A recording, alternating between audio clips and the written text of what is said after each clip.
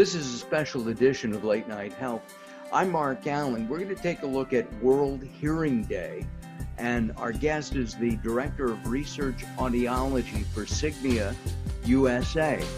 His name is Dr. Eric Brandeis. He has a PhD as well as an AUD, and is I guess you're really an audiologist. Yes. Right?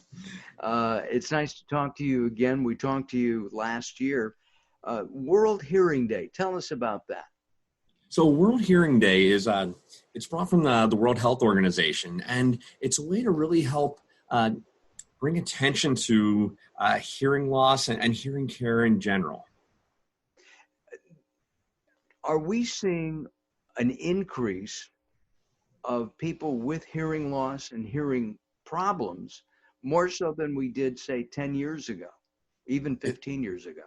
Well, I think if we consider the growing number of elderly as the population ages, we're seeing more and more people that fall into that older demographic where we expect to see hearing loss. So we do start to see that. But if we look back even over the past decade, we see a lot of younger people becoming more exposed to louder noises and engaging in more risky hearing behavior. There was one study I was looking at recently showing teens like age 13 to 19, and nearly half of them were reporting some signs that were consistent with exposure to loud noises. And if we think about our environments, there's a lot of opportunity for noise-induced hearing loss.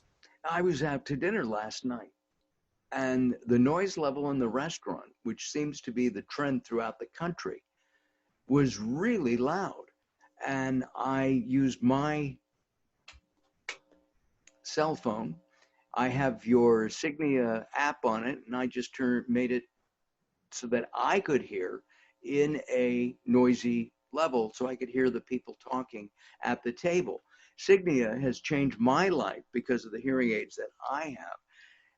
Are hearing aids better today than 20 years ago, and are they any different than the Civil War when they had those big, cones? You've seen the pictures. You've probably actually seen them. There must be a hearing museum someplace where they still have those big horns. There are a few universities that will have the ear horns there. And the big advantage to the ear horns at the time, and would still have some value today, is that when people see something like that, they tend to speak up louder for you. Aha. So although they did provide a small increase in hearing. They did help collect some of the sound. So instead of making the hearing aids smaller, maybe you should make them larger. Oh, make them larger, but then we get into the cosmetics that people don't necessarily want to wear them. And that was one of my areas that I didn't want to admit, one, that I had a hearing problem, and I do. I've been wearing headphones for a number of years, shall we say, and those hearing, when we first started, we had what they called closed-end hearing headphones. And those closed-end headphones, I couldn't hear somebody standing right next to me.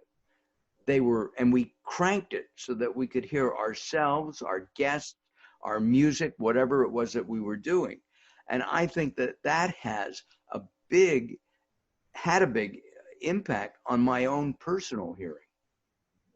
Yeah, that type of exposure can make a very big impact, because you're funneling the sound right into the ear canal. So you're just saying, we've got this direct pathway, and if we make it louder, it starts to really wear down a particular part of the ear. So it doesn't affect the entire spectrum of hearing. It doesn't go from the bass frequencies to the treble. It affects a certain area of the treble that's very important for speech intelligibility and speech clarity.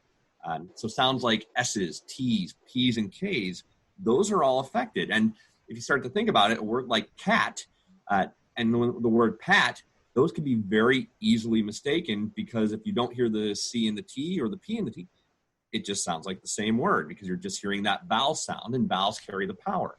But the clarity, the intelligibility, just think about an old telegraph, that's where the meaning and clarity come from. Do today's hearing aids have more clarity than they did 15, 20 years ago? Yeah, so actually, and coming back a bit to what you had asked before, so 15, 20 years ago, we had a lot of limitations on how flexible the hearing aid could be as far as addressing the bass and the treble. There were different ways we could adjust it to help, but they were a bit finite. As we've gotten into digital hearing aid technology, which has been around for well over 15 years now, but as we've gotten into this and done a lot more with it, we can really manipulate the sound and manage it so we can be very specific in the high frequencies. So we can bring those S's and T's and P's and K's. We can really focus on that intelligibility without over amplifying areas where you don't need it. Because hearing loss doesn't just mean like I'm turning the master volume down. Hearing loss is generally going to, in general, affect the low frequencies where you can hear speech coming. It won't affect that less, and the high frequencies usually take the bigger brunt of it. So it feels like people are mumbling. You get you hear them talking, but you don't know what they're saying. And as you may have thought when you first started noticing hearing loss, it's not the person with the hearing loss. They think it's the people they're talking to are mumbling. It's not my issue. It's somebody else's issue. But now the hearing aids are very nice at finding ways to target the frequencies we need to without doing anything with the frequencies where we don't need help. What about the technology of audio, of music today, especially with our teens? They crank up the music like you and I did when we were younger. I was younger before you were younger, but we would go to a concert and, the best seat in the house was right in front of that mammoth speaker.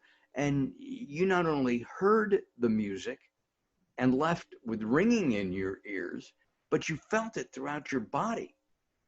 The vibrations, the sound was so loud.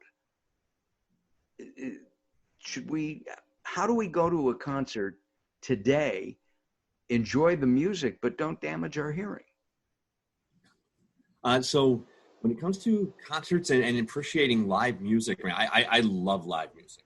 And I think the thing we have to think about is let's be smart about it, because if you're listening to live music and it's loud and you hear that repeatedly and repeatedly and repeatedly, it's not going to sound as good live or through earbuds down the road. So there's nothing wrong with putting in some kind of hearing protection, whether it's going to be just the foam kind of the small yellow ones to kind of put in the ear and dampen it, or they even make custom ear molds that will make they'll flatten out the response so it sounds natural. So it can make the music sound just as good, but softer and safer. Studies have indicated that people with hearing loss have a higher incidence of dementia. I guess it's caused by the isolation. You're literally cut off from the rest of the world. There is a lot coming out now, and there's lots of different studies looking at those different relationships, looking at, untreated hearing loss and an association with dementia. There's I was just at a conference hearing about some other studies that are ongoing to look at that relationship even more. But I look at it that we are seeing signs of this relationship, and we've even seen some signs with patients with Alzheimer's and dementia. As we've seen, if we look at kind of the trajectory of where it's going, actually adding some amplification can slow down some of that decline, or is associated with a slowdown in that decline. So I look at it that we see some of these relationships and we see that there's an impact on the brain. Let's get some amplification on as soon as we notice that there's an issue. Let's not wait, because something recently was saying, we've always thought maybe around 6-7 years, and I've seen it can be up to 8 years before somebody acts on a hearing loss. And that's far too long. Right now, in the 21st century, there are a number of hearing aids that are being sold on television. They're very inexpensive compared to the major brands of hearing aids. And I've tried them. I've sampled them in stores or at conferences. They don't have, to me, the quality that Signia offers, but they're hundreds of dollars. Are those any good? And can they damage your hearing? So most of those are typically not regulated. Hearing aids are regulated through the FDA. So we do lots of paperwork to make those available. And hearing aids are fitted with a hearing care professional. If I had to get a knee replaced, then I don't know that I'd want to just order the replacement online and then have to show up finding somebody to help me with it or try to do it myself. And so what we see with hearing aids is that we've got something that's regulated and we have a professional involved who is an expert on hearing and can help make sure that that hearing aid is doing what you need it to do. The other thing that that I didn't talk about is the fact that headphones are very commonly used. I mean, there are all kinds of hearing devices for music right now for your iPhone, and people tend to crank that up. I believe they shouldn't do that, should they? No, you've got sound focused directly to the eardrum, and turning that up it's such a controllable way of reducing your exposure and risk to noise-induced hearing loss. And so if I can hear somebody's earbuds while it's in their ear, I think that's a bit too loud. I shouldn't be able to hear that. What I do think can be nice are some of the noise canceling headphones. And I see them on planes a lot, because what happens is those are starting to reduce the environmental sounds, so you don't feel the need to turn the audio up as loud to try to cover up what's happening outside. So if it quiets down the environment, still gives you some awareness, but lets you keep your own volume at a very comfortable lower level, I do see a positive in that. As we conclude our time together, Eric, and we will do this again much sooner than we did last time, World Hearing Day highlights the many unexpected ways our hearing impacts virtually every aspect of our lives. What's going on for World Hearing Day? Are we just bringing awareness to it? Yeah, it's helping to bring awareness, because I think if you're not thinking about it, then you won't act on it. And if there's somebody in your life, somebody that's experiencing hearing loss, or you feel they are, this is just a good reminder to let's get them in, let's get the hearing checked, let's add it to part of our annual health routine.